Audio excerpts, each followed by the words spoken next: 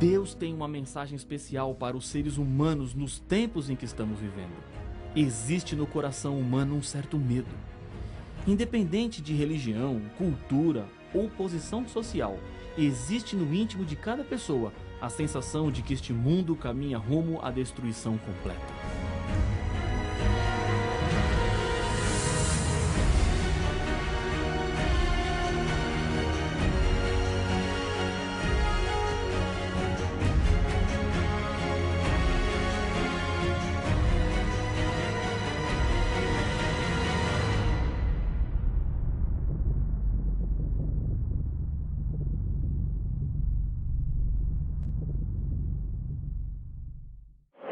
Deus tem uma mensagem especial para os seres humanos nos tempos em que estamos vivendo.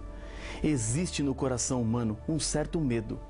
Independente de religião, cultura ou posição social, existe no íntimo de cada pessoa a sensação de que este mundo caminha rumo à destruição completa. A maior necessidade das pessoas hoje se resume numa palavra com 3 letras: paz. Compreendendo melhor as revelações de Deus, encontraremos esperança e segurança para viver. Por isso, precisamos estudar o livro do Apocalipse. E essa paz não é meramente externa, mas uma paz interna, do coração. Você pode ter procurado por essa paz muito tempo, mas não encontrou. Sabe por quê? Porque ela não estava lá. A verdadeira paz só encontramos em Deus. Quando Deus criou os seres humanos, deixou uma parte em cada coração que só pode ser preenchida pelo próprio Deus. Nenhum ser humano é feliz longe de Deus. Ele pensa que é, mas nunca será completo enquanto não entregar toda a sua vida ao Criador. Os temas desta série estão ficando cada vez mais fortes. As verdades estão mais contundentes, mexendo em coisas que um dia você acreditou, mas que agora percebe que na Bíblia o caminho que Deus deixou era exatamente outro. No estudo anterior, entendemos que o sábado é o selo de Deus para o seu povo. Antes dos 4 ventos destruidores soprarem sobre este mundo, é preciso que os servos de Deus sejam selados, ou seja, identificados. Quando os ventos se soltarem, o planeta será castigado com os juízos de Deus, o fim do mundo.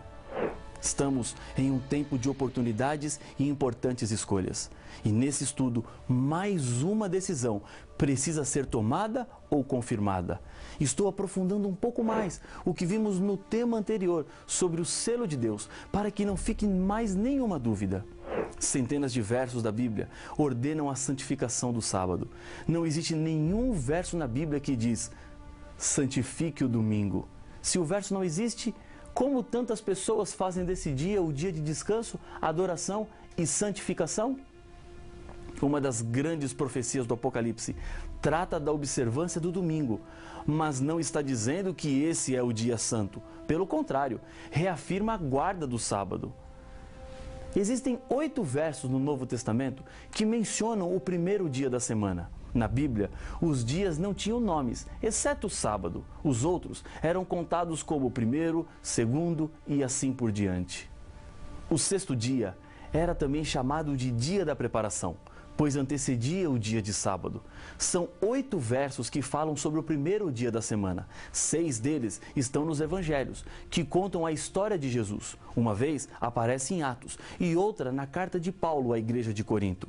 Analisando cada um dos versos que mencionam o domingo, podemos entender o que a Bíblia tem a dizer sobre ele e assim chegaremos a uma importante conclusão que eu tenho certeza que vai mudar a sua vida completamente.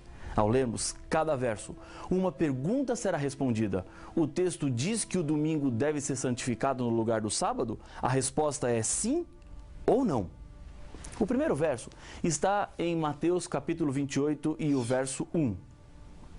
No findar do sábado, ao entrar o primeiro dia da semana, Maria Madalena e a outra Maria foram ver o sepulcro. No mesmo contexto da ressurreição, aparece em Marcos capítulo 16, versos 1 e 2, a referência ao primeiro dia da semana.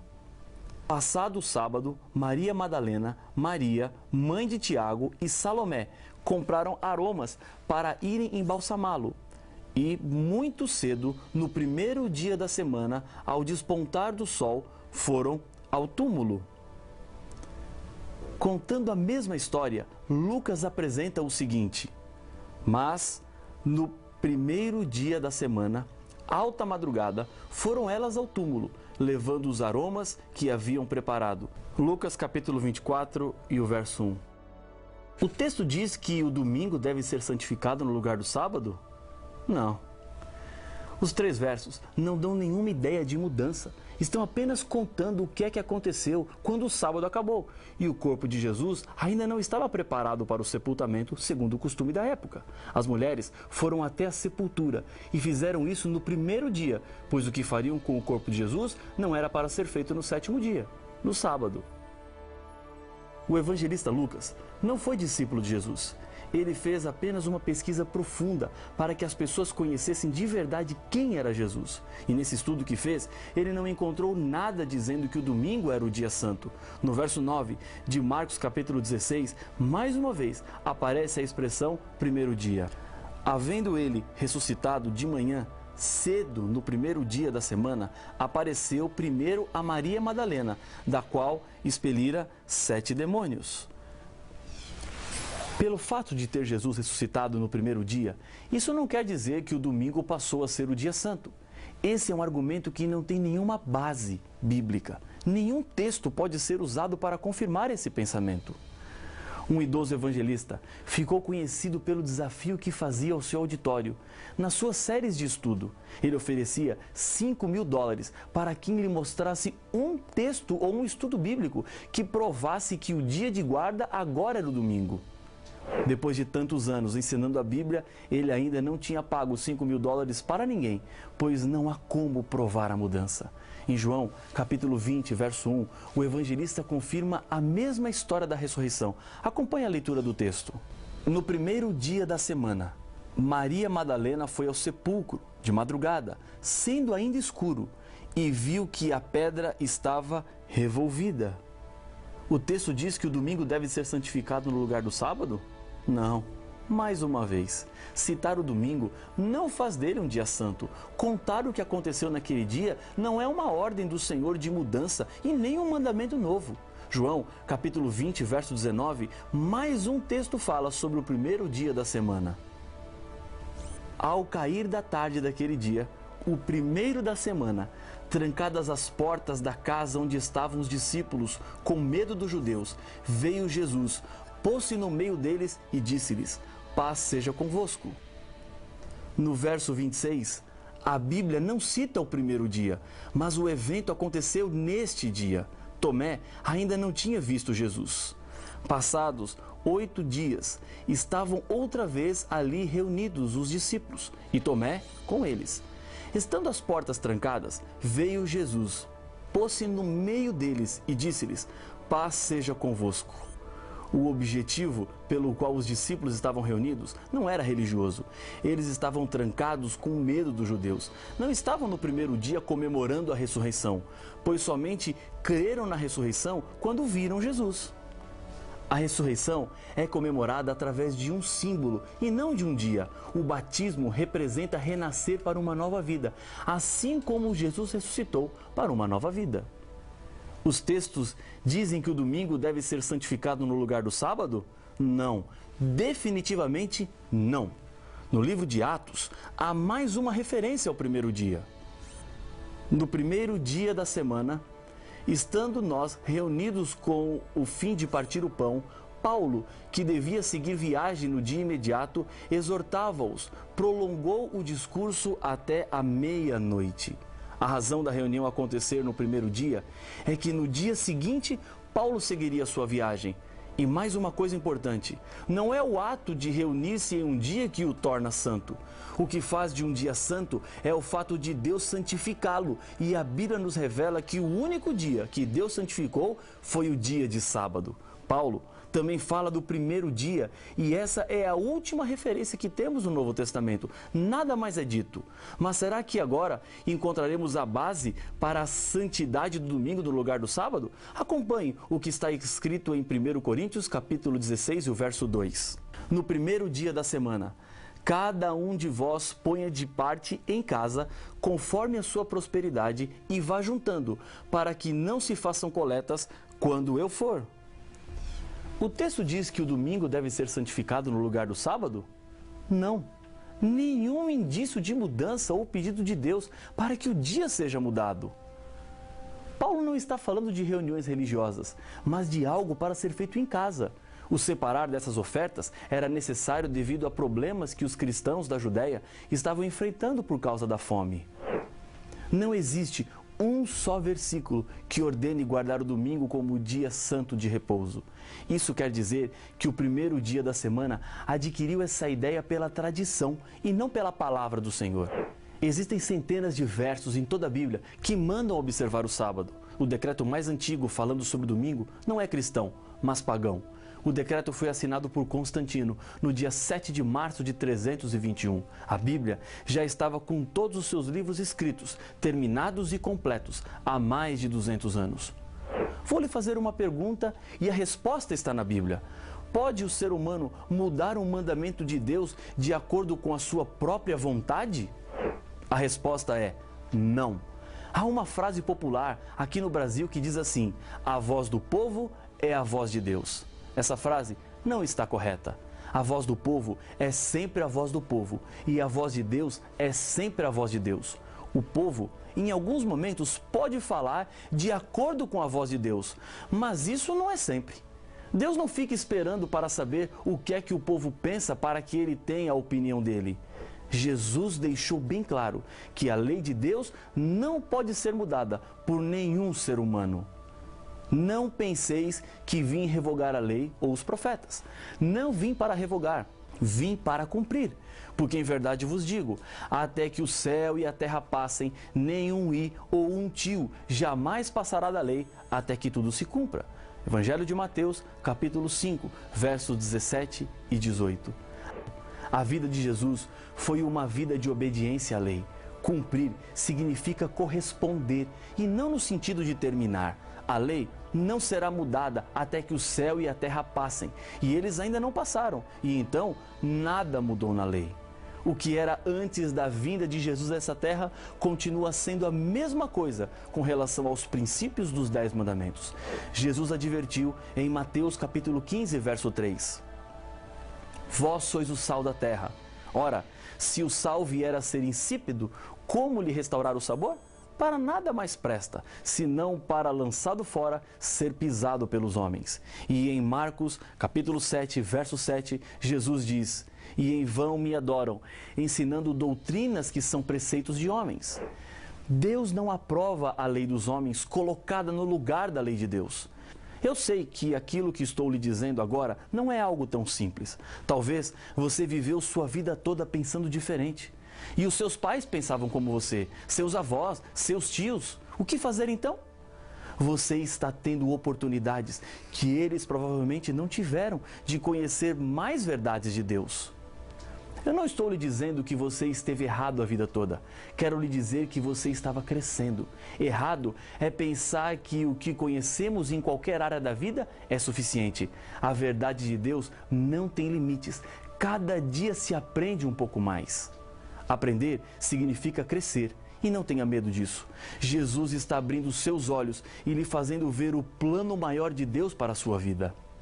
As tradições humanas precisam ser quebradas se elas não estão de acordo com a vontade de Deus. De um lado fica o coração e do outro a razão. Mas saiba de uma coisa, a lei de Deus é a maior prova do amor de Deus. As leis servem para proteger a sua vida. Deus quer que você seja feliz e por isso Ele coloca regras para a vida e o sábado é uma delas. Algum tempo atrás, um senhor me disse que o dia do Senhor no Apocalipse era o domingo. Não existe nenhum texto que diga isso. E o verso que ele me mostrou foi o de Apocalipse 1:10. Achei-me em espírito no dia do Senhor e ouvi por detrás de mim grande voz como de trombeta. Relembrando a nossa pergunta, o texto diz que o domingo deve ser santificado no lugar do sábado? Não. Mas esse dia também não é o domingo. Os pagãos da época de João tinham em seu calendário semanal o dia do Senhor, Deus, o Sol, que era comemorado sempre no primeiro dia da semana. Os cristãos não adoravam ao Deus Sol, por isso é que João, o autor do Apocalipse, estava preso na ilha de Pátimos, sofrendo perseguições. Por essa razão, o profeta João não concordaria em render homenagem ao Deus Sol e nem observaria um dia de culto pagão. Em Marcos, no capítulo 2, verso 28, está escrito: de sorte que o Filho do Homem é Senhor também do sábado. Os textos não deixam dúvidas. O dia do Senhor é o sábado. Na cidade de Corinto, Paulo trabalhou durante 1 ano e meio fazendo tendas, e a Bíblia nos diz o que Paulo fazia a cada sábado. E posto que eram do mesmo ofício, passou a morar com eles e ali trabalhava, pois a profissão deles era fazer tendas, e todos os sábados discorria na sinagoga, persuadindo tanto judeus como gregos. Atos capítulo 18, versos 3 e 4. Nos 78 sábados que Paulo esteve em Corinto, ele dedicou-se à religião. O fato de que os sábados ele pregava para os gregos demonstrava que ele não fazia para contentar aos judeus apenas, mas sim porque esse era o dia de repouso. O sábado foi estabelecido na criação do mundo. Deus criou tudo em 6 dias e no 7º dia Deus estabeleceu um tempo especial. E esse tempo perdurará por toda a história deste mundo e chegará até a vida perfeita e restaurada que um dia teremos com Jesus na eternidade. Isaías, capítulo 66, versos 22 e 23, apresentam um futuro. Acompanhe a leitura do texto. Porque, como os novos céus e a nova terra que hei de fazer estarão diante de mim, diz o Senhor, assim há de estar a vossa posteridade e o vosso nome. E será que de uma festa da lua nova a outra e de um sábado a outro virá toda a carne a adorar perante mim, diz o Senhor. O sábado será tão eterno quanto a eternidade. Na época da escravidão, um escravo chamado José estava sendo leiloado.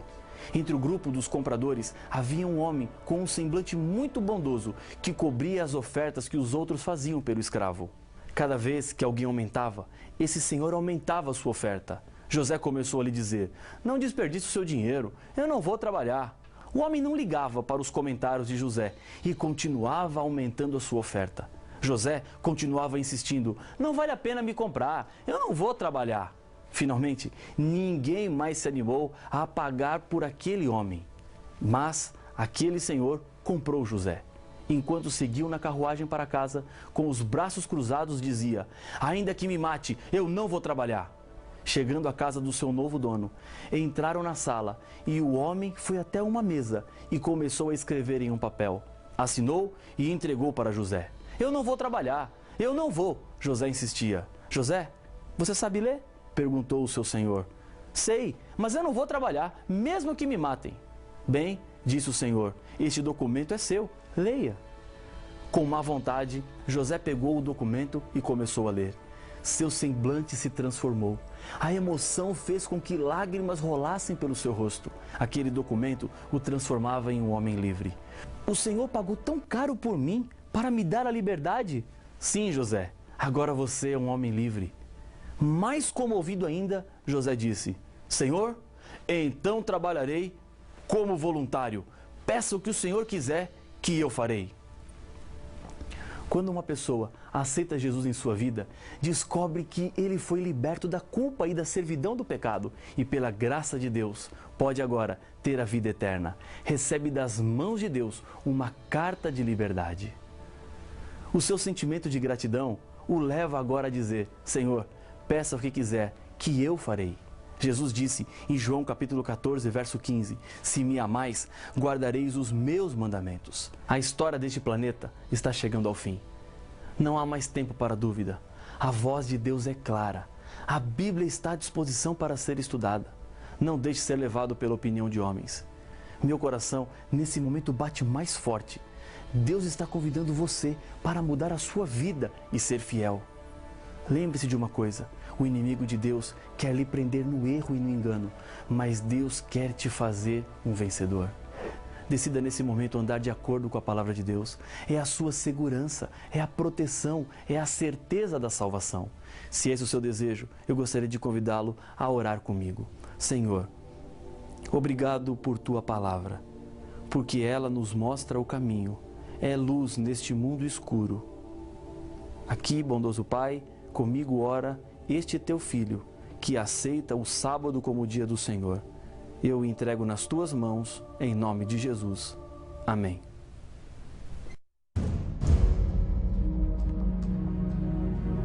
A experiência mais trágica que passamos nesta vida, sem dúvida, é a morte. Os anos se passam, a dor diminui, mas a falta nunca mais será preenchida. Outros defendem que existe a reencarnação do espírito em outra pessoa. Mas será que estas opiniões são baseadas na Bíblia? Haverá realmente vida após a morte? Para saber a resposta a estes enigmas, não perca o próximo episódio de Apocalipse, o Fim Revelado.